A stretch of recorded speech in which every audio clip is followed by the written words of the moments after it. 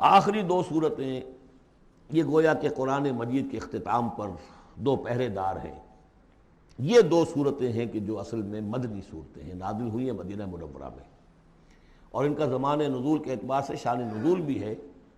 کہ ان کا حضور پر ایک مرتبہ جادو کیا گیا تھا، تو اس جادو کے اثرات کو زائل کرنے کے لیے یہ آیات پھر اتری ہیں، اور حضور نے پھر جب ان کی بات بار بار تلاوت کی ہے تو وہ جادو کے اثرات، ایک یہودی نے کیا تھا جادو آپ پر، جس سے آپ کو چیزیں بھول جاتے تھے اور کافی آپ کو نہایت تکلیف رہی ہے۔ صحیح بخاری کے اندر یہ روایت موجود ہے۔ ہمارے جدید کچھ ریشنلسٹ ہیں اور جو خاص طور پر منکر حدیث ہیں، وہ سمجھتے ہیں کہ اس میں تو توہین رسول کی کہ جادو کا اثر ہو سکتا ہے۔ رسول بھی اس اعتبار سے بشر ہوتے تھے، تلوار کا اگر کاری زخم پڑا ہے تو خون نکلا ہے،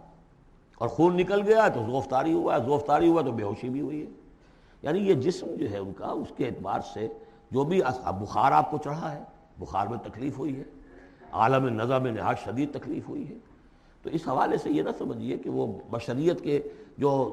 لوازم ہے وہ ختم ہو جاتے ہیں، لیکن اللہ تعالیٰ کی طرف سے انہیں ایک مقام ملا ہے، ایک عصمت ملی ہے، ایک بزرگی ہے، وہ اپنی جگہ پر ہے۔ تو جادو کا وہ واقعہ بالکل صحیح ہے جو ہوا ہے، لیکن اس کے لیے اب یہ دو صورتیں ہیں، اور یہاں خاص طور پر نوٹ کر لیجئے کہ یہ معوذتین، یہ ایک صورت بھی ہو سکتی تھی، لیکن قرآن حکیم میں جو عام مزاج ہے کہ صورتیں جوڑوں جوڑوں کی شکل میں ہیں، تو دو حصوں میں تقسیم کر دیا۔ اور اس کی تقسیم کیا ہے؟ ایک وہ چیزیں ہیں جو انسان پر باہر سے حملہ آور ہوتی ہیں، اور ایک چیز وہ ہے جو انسان کے اپنے اندر سے حملہ آور ہوتی ہے۔ ان دونوں کو دو علیحدہ چیزوں میں رکھ کر اور سکھایا گیا ہمیں کہ تم ہمیشہ اللہ کی پناہ طلب کرتے رہا کرو ان چیزوں کے اثرات سے، ان چیزوں کے اثرات بد سے اپنے آپ کو بچانے کے لیے۔ بسم اللہ الرحمن الرحیم، قل اعوذ برب الفلق، کہو کہ میں پناہ میں آ گیا صبح کے رب کی۔ فلق، فلق ویسے تو یہ لفظ ہم پڑھ چکے ہیں سورہ انعام میں، فالق الاصباح، رات کی تاریکی کا پردہ پھٹتا ہے اور سپیدہ سحر نمودار ہوتا ہے، یا گٹھلی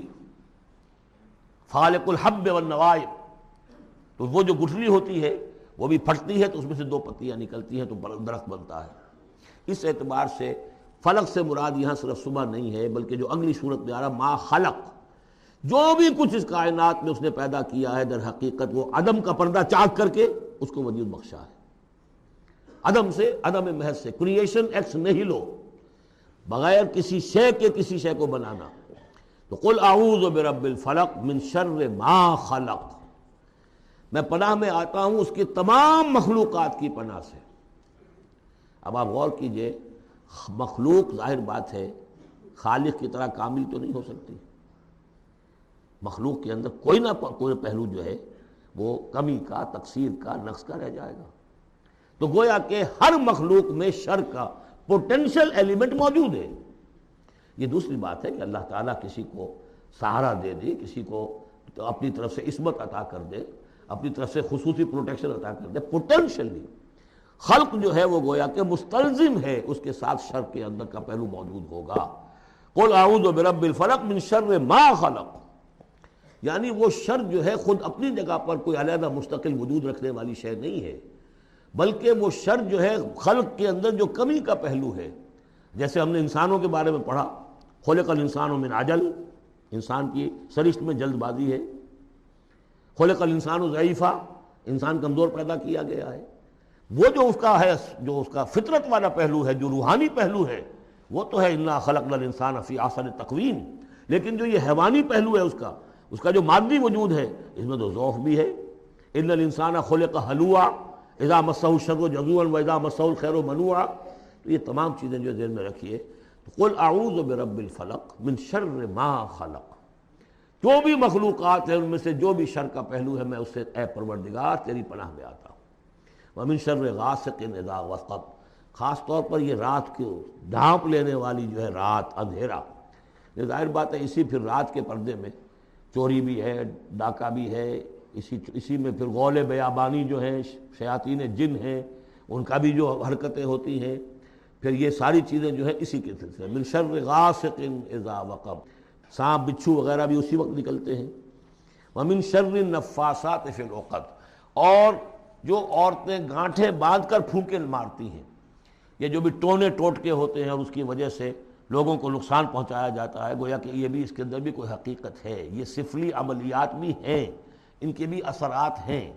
جیسے کہ ہم جانتے ہیں کہ جادو جو ہے حق ہے، برحق ہے، اگرچہ کفر ہے، شراب کی تاثیر ہے لیکن حرام ہے، کچھ نہ کچھ حقیقت ان لکیروں میں بھی ہے، لیکن ہمیں روک دیا گیا کہ ان کے چکر میں مت پڑو۔ یہ جو منجمی ہے، نجوم کی حرکت، اس میں بھی کچھ نہ کچھ حقیقت ہے لیکن روک دیا گیا۔ تو کسی چیز کا ہونا بالفعل یہ اور شے ہے، لیکن اس کا جائز ہونا یہ اور شے ہے۔ تو بالفعل یہ عملیات ہیں جو سے اچھے اعمال ہیں، اور ان کو جو ہے کوئی اچھے اوراد ہیں، اچھے وظائف ہیں، تو ان کے کچھ اثرات جو ہیں اچھے ہو سکتے ہیں۔ اسی طریقے سے اس قسم کی چیزوں میں جادو کے جو کلمات ہوتے ہیں ان کی بھی تاثیر ہے۔ اور وہ جو عورتیں جو ہے وہ جادو کرتے ہوئے، جس کو ہم کہتے ہیں کہ وہ تعویذ گنڈا وغیرہ جو ہوتا ہے، پھر وہ اس میں پھونکے مارتی ہیں، تو اللہ تعالیٰ سے میں ان کے شر سے بھی پناہ چاہتا ہوں۔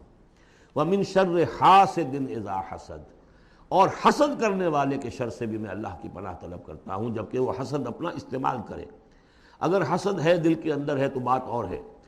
حسد کو بروئے کار لائے وہ، اور وہ انسان کے درپے ہو جائے اس حسد کی وجہ سے اس سے کوئی نقصان پہنچانے کو۔ اور اسی کتاب ہے عین، العین حق، کہ اگر انسان اس حاسدانہ نگاہ سے کسی کو دیکھتا ہے اس کے بھی اثرات ہوتے ہیں، اور اس دیکھنے کے بھی کچھ برے اثرات جو ہیں وہ ظاہر ہو جاتے ہیں۔ تو یہ تمام چیزیں اپنی جگہ پر ہیں، لیکن ان سے پناہ کرنے کے لیے آپ لمبے چوڑے کوئی اور سلسلوں میں نہ پڑیں۔ یہی معوذتین اللہ نے جو محمد رسول اللہ کو تلقین فرمائے، سارا دار و مدار ان پر ہونا چاہیے۔ تعامل کرتے رہیں، اس لیے کہ ہم پڑھ چکے ہیں سورہ بقرہ میں کہ حضرت سلیمان کے زمانے میں جنات جو تھے انہوں نے یہ سارے کام شروع کیے تھے، اور لوگ ان سے سیکھتے تھے جادو ٹونا، اور آج بھی نقش سلیمانی کے نام سے بکتے ہیں اس قسم کے جو بھی تعویذات ہوتے ہیں، اور وہ ایک دھندا بنا ہوا ہے۔ تو اس کو لوگوں نے سیکھا، اور وہ لوگ جو ہے آج بھی ہمارے ہاں یہ چیزیں چل رہی ہیں، لیکن یہ چیزیں حرام کی گئی ہیں، اور کہا گیا ہے کہ کوئی کسی کو نقصان نہیں پہنچا سکتا جب تک کہ اللہ کا اذن نہ ہو۔ اگر یہ یقین انسان کے دل میں ہو تو پھر اسے کوئی نقصان نہیں ہوگا۔ اور ویسے تو یہ ہے کہ تکلیف اللہ کی طرف سے کسی وقت آ سکتی ہے، بغیر اس کے کہ کوئی اور آپ کو پہنچائے، اللہ کی طرف سے خود بھی آ سکتی ہے۔